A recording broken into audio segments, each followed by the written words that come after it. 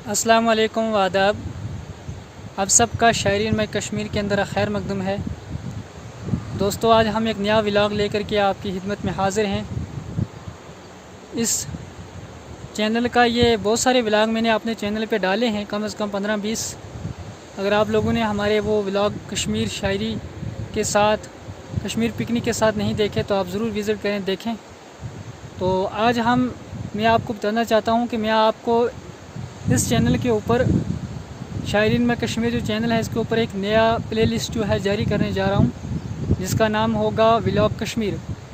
तो आप लोग ज़रूर विज़िट करें, उस व्लॉग कश्मीर जो प्लेलिस्ट है उसको देखें। कश्मीर की हर तरह की खूबसूरत वादियाँ, पहाड़, बाग आपको दिखाए जाएंगे इस चैनल के ऊपर।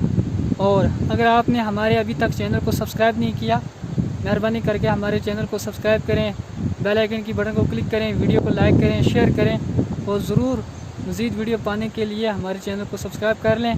तो हम आपको अपने कश्मीर व्लॉग जो है, इसके अंदर आपको तरह तरह के व्लॉग जो हैं वो दिखाएंगे।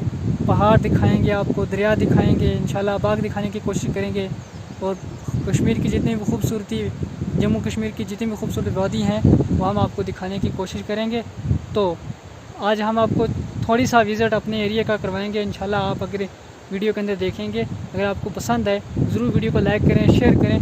तो चलो देखते हैं आज की वीडियो।